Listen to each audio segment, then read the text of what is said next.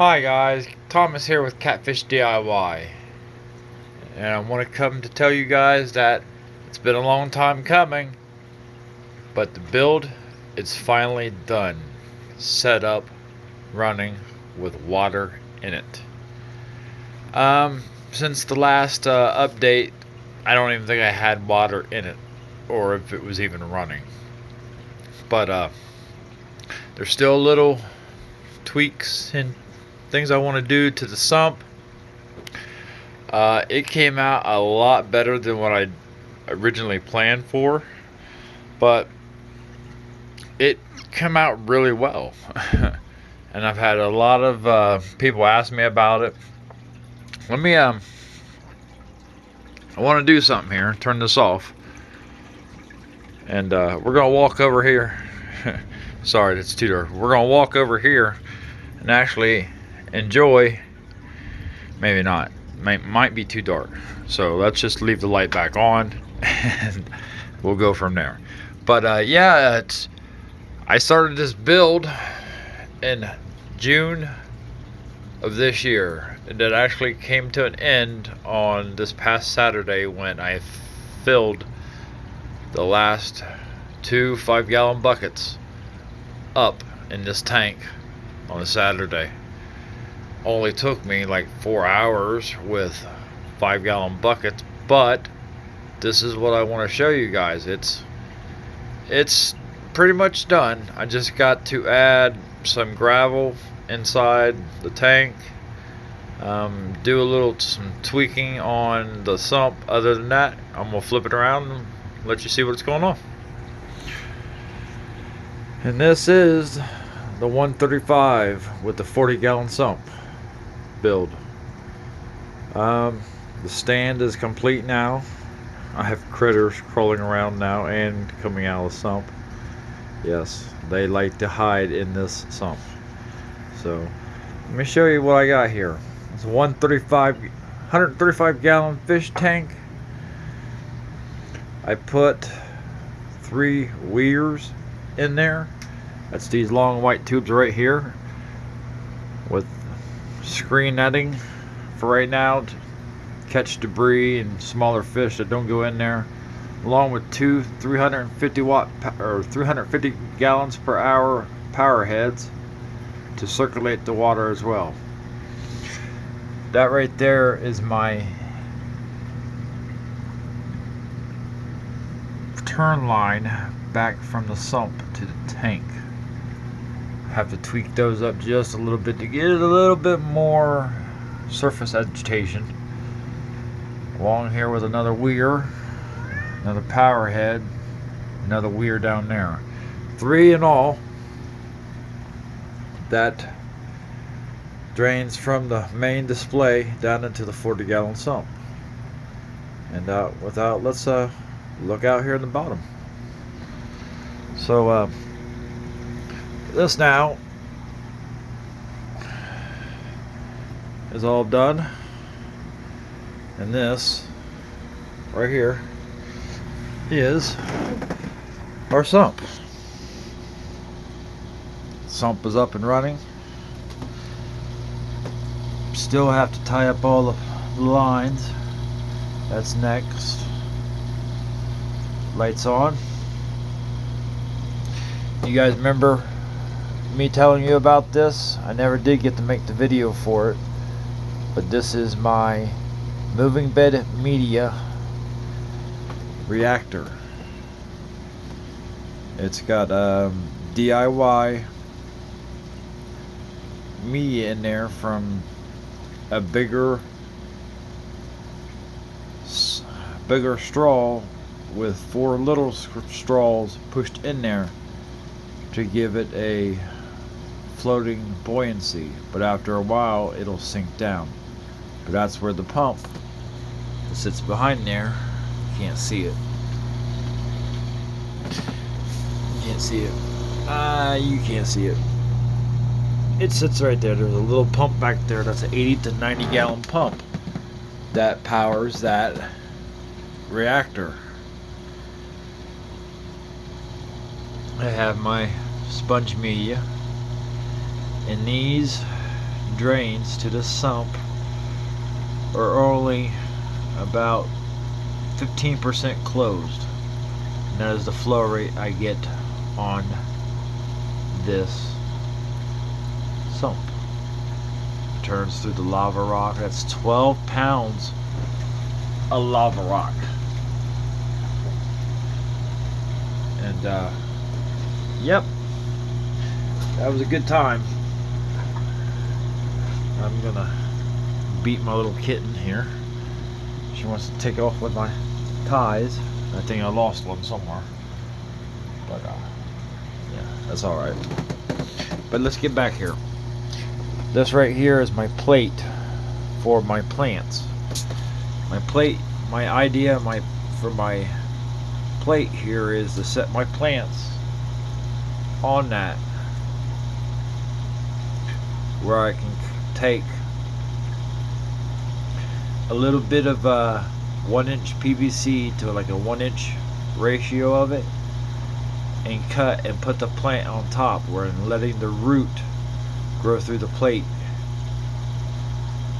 That's on both sides. Have an air stone in there for oxygenation of the roots. Plants love to have oxygen in these roots. The plant that I'm putting in there, it's pothos. Yes, you guessed it. I'm going to put a lot of pothos in there. Still running with one here. Have yet to turn it on yet to calibrate the heater. It is a Jaeger 300 watt series heater. It says it's rated for 165 to 235, so we're going to put it to the test on this 135 with a 40-gallon sump. We're going to see if one's going to be able to do it, or if I'm going to have to get two. Not too bad noisy wise, other than my fat orange tabby cat wants to get in there and hide in here. He's always messing around in the sump. He's like his dad, always in the sump. Get out of there, Chaos. Get out of there. Yeah, my cat's name is Chaos. So other than that, it turned out pretty well. Like I said, the returns are only about 15% closed. So yeah, it turns out pretty well. You run them full tilt, it'll start to gurgle on you, but took care of that by just adjusting the flow rate into the sump along with these. Oh, that's where you get the loud noise at, right up here. Tommy Aqua Electric pumps. We're on all three. Are always running. Keeps the air, pumps water and air out of the weir and continues to siphon. So if it does stop or the power goes out, like so, this is the power. This is just going to be on the pump, but if you listen, you hear a big thud. Watch. Power off. Now the pump on the main tank is off, and then you just flip right back on here, kick it back on, it'll drain back down. This is the max line. When the power goes off, this water will drain up to here, up to the top, and stop right here. When it's running, I have to make another mark. And this is when it reaches this point right here. This is max fill.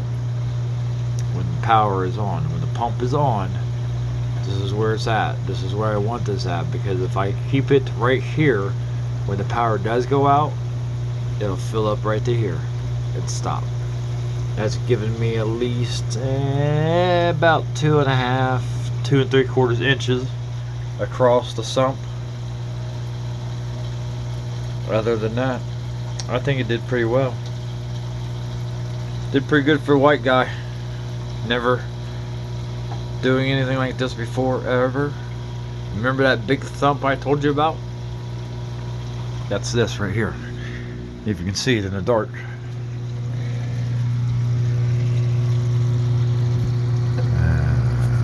See it right there? That is a one-way check valve. So when the power, see how it's flapping up? The water's coming up into the tank. When the power kicks off, the water will pull back this way. That thud is this sealing off and not allowing water to backfill back in. So only water that backfills back in is the water that's in the weir and in these lines. And that's where it takes it up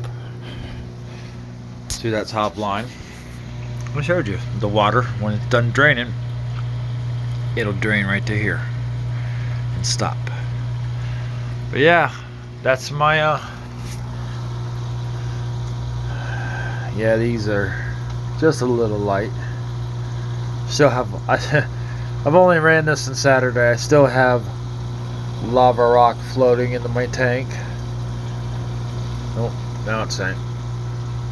When I first filled this thing up, I had like 3 or 4 floating right up in here, but you'll have that.